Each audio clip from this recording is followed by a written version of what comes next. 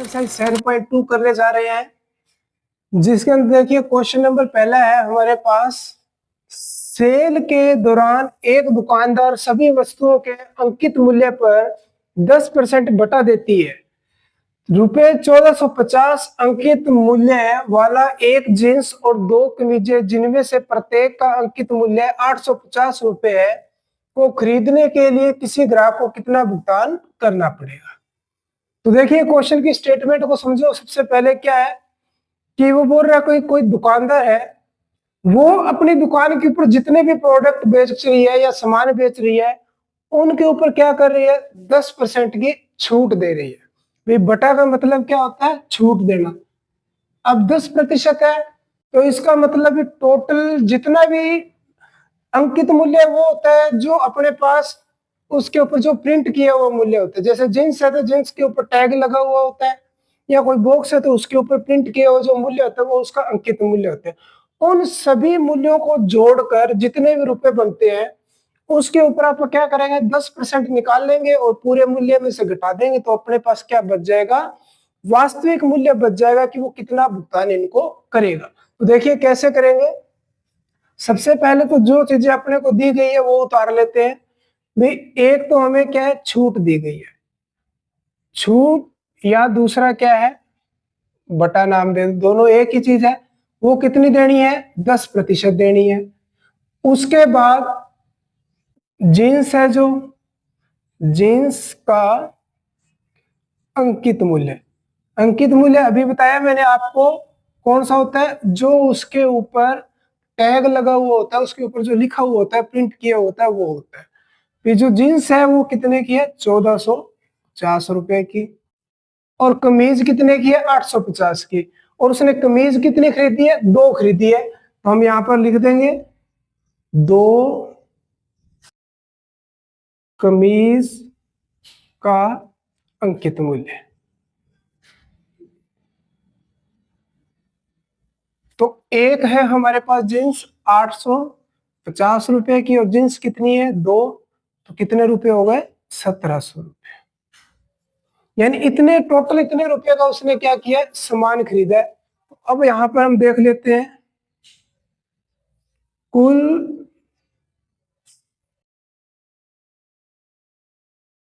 अंकित मूल्य पर,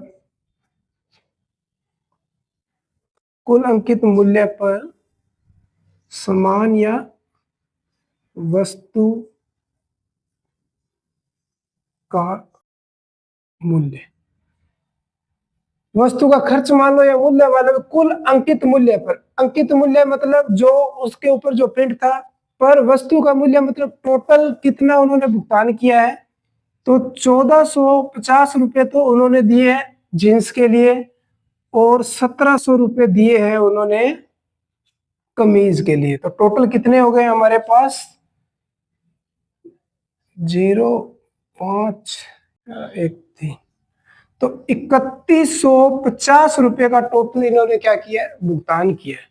यानी कि भुगतान किया तो क्या है, मेन क्या है भी, इन्होंने जो वास्तविक जो अंकित मूल्य पर इन वस्तुओं का जो रुपए है वो बनते हैं 3150, यानी कि 3150 रुपए बनते हैं। अब दुकानदार क्या कर रहा है, इस मूल्य के ऊपर उनको 10% छूट दे रहा है। तो आप यहाँ पे निकाल देते हैं बटा या छूट।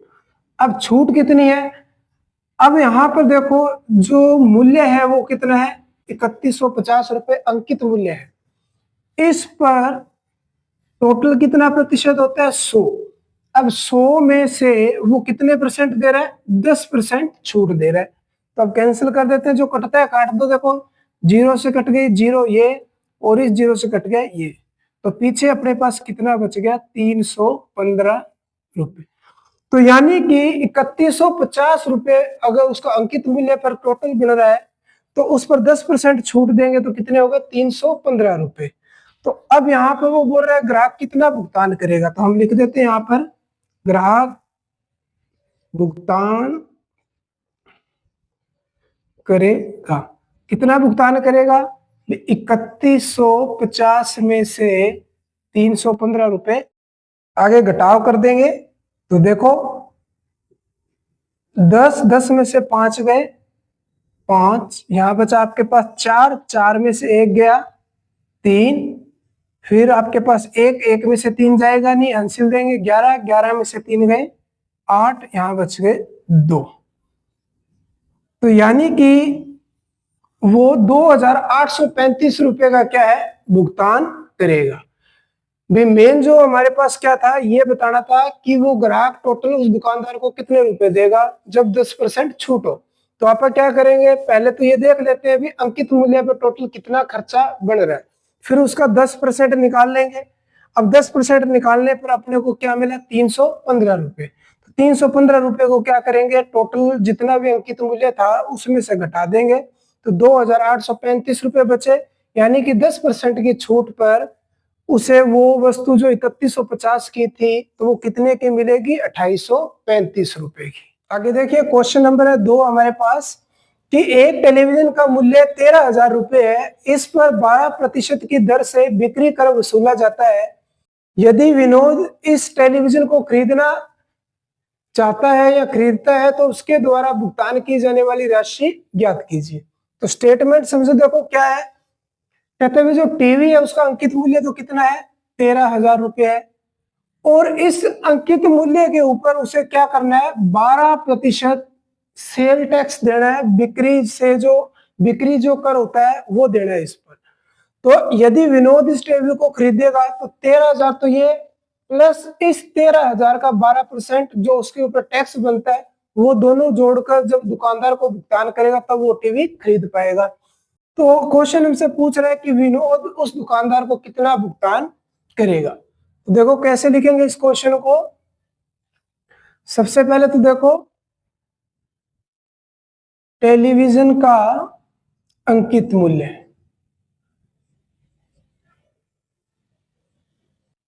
अंकित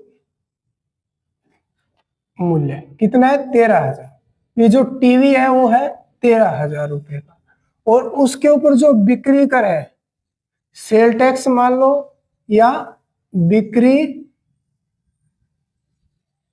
कर की दर, यानी कि उस कर की जो दर है वो रेट ऑफ इंटरेस्ट है, वो उसके ऊपर कितना है, 12% है। तो अब हम क्या करेंगे, जो सेल टैक्स है वो 12% है, तो 13,000 का हम 12% निकाल लेते हैं यहाँ पर, तो अपने को पता चल जाएगा कि उसका जो बिक्री के ऊपर जो कर की जो कर है वो कितना है। तो यहाँ पर देखो कैसे निकालेंगे, बिक्री कर की राशि, तो कितनी राशि बनेगी, अपने पास है 13,000, इसका हमें क्या निकालना है, 12%। तो 12% निकालना है तो टोटल प्रतिशत होता है 100, 100 का 12% वो ऊपर लिख दिया। अब काट दो जो कटता है, देखो 2 जीरो से ही अपने पास 2 जीरो कट गई, पीछे क्या बच गया, 130 गुणा 12, आगे गुणा कर दो, 12 की 13 से, 13 की 12 से कर दो, 13 दूनी 26, 13 एकम 13, 13 और 2 15, और पीछे एक बची 0। तो यानी कि 13,000 पर क्या हो रहा है, 1,560 रुपए का सेल टैक्स बन रहा है, जो बिक्री करे वो बन रहा है। तो अब वो नोट कितना भुगतान करेगा, 13,000 तो ये और 1,560 ये, दोनों को जोड़ दो बस। तो यहाँ पे लिख देते हैं विनोद द्वारा भुगतान की गई राशि, कितनी भुगतान करेगा भी, 13,000 तो वो हो गए, प्लस 1,560 रुपए उसके ऊपर ये जो टैक्स हो गया वो, तो टोटल जोड़ दो, 13 और 1 ये 14,000, तो ये हो गए 14,560 रुपए। यानी कि विनोद को उस टीवी को खरीदने के लिए टोटल कितना भुगतान करना पड़ेगा, 14,560 रुपए। आगे देखिए क्वेश्चन नंबर 3 है हमारे पास, अरुण एक जोड़ी स्केट्स किसी सेल से खरीद कर लाया जिस पर दिए गए बटे की दर 20% थी, यदि उसके द्वारा भुगतान की गई राशि 1,600 रुपए तो अंकित मूल्य ज्ञात कीजिए। तो देखो क्वेश्चन की स्टेटमेंट क्या है, स्केट्स स्केट्स कौन से होते हैं, जो पहिए वाले जूते होते हैं वो। कहता है अरुण स्केट्स खरीद कर लाता है, 1600 रुपये दुकानदार को दे देता है, और दुकानदार कहता है मैंने आपको 20% छूट दी है। अब अपने को ये बताना है कि उस जूते का जो अंकित मूल्य था वास्तविक उस डिब्बे के ऊपर कितने रुपए लिखा हुआ है। तो देखो कैसे करेंगे, पहले तो जो अपने को दिया हुआ है वो नोट कर लेते हैं भाई। अरुण द्वारा भुगतान की गई राशि, भुगतान की गई राशि भाई, उसने कितने रुपए का भुगतान किया है, उसने 1600 रुपये दुकानदार को दे दिए, और उसे जो छूट है वो कितनी मिली है, छूट बोल दो या बटा बोल दो, एक ही बात है, वो कितना मिला है उसको, 20% मिला है। अब अपने को बताना है वास्तव में इस जूते का अंकित मूल्य कितना है, तो वो तो अपने को पता नहीं है, तो हम इसमें क्या करेंगे, मानकर चलते हैं कि मैं मान लेता हूं, माना स्केट्स का अंकित मूल्य, अंकित मूल्य कितना मान लेते हैं, एक्स मान लेते हैं, एक्स रुपए। एक्स रुपए का मतलब कुछ भी हो सकता है यहाँ पर होगा वो 1600 से ज्यादा, क्योंकि उसे 1600 रुपये तो छूट पर उसने क्या, 1600 रुपये तो उसने दिए हैं, तो अंकित मूल्य तो 1600 से तो ज्यादा ही होगा। वो देखते हैं कैसे निकालेंगे। अब इस चीज की स्टेटमेंट को समझो आप ध्यान से कि ये तो हो गया अंकित मूल्य, और अंकित मूल्य पर वो छूट कितनी दे रहा है, 20% की छूट दे रहा है, तो 20/100 अंकित मूल्य गुणा 20/100, ऐसे उसका 20% आ गया। अब अंकित मूल्य में से 20% घटाने पर वो कितने का भुगतान कर रहा है, 1600 रुपये का भुगतान कर रहा है।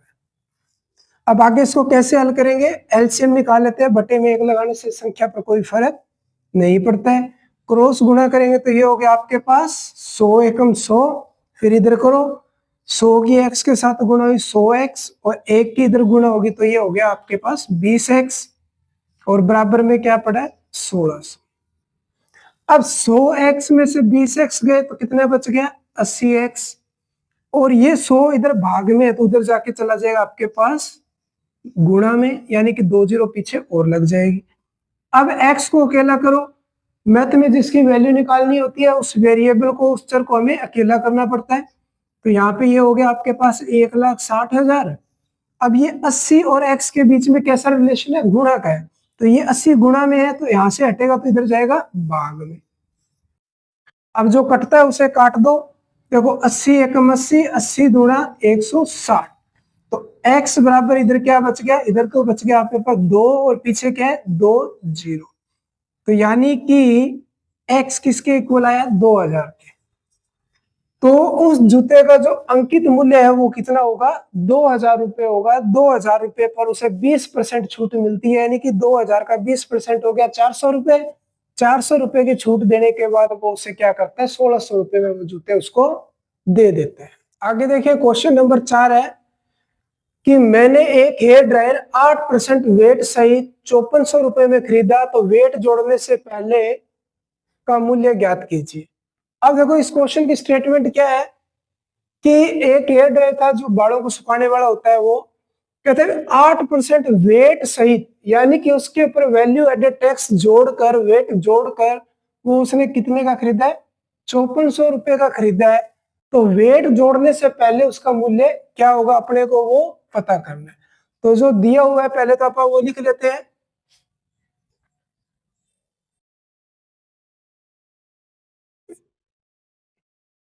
वेट सहित हेयर ड्रायर का मूल्य कितना है, 5400 रुपये है। वेट उसके अंदर ऐड करने के बाद वो कितना है, 5400 रुपये है।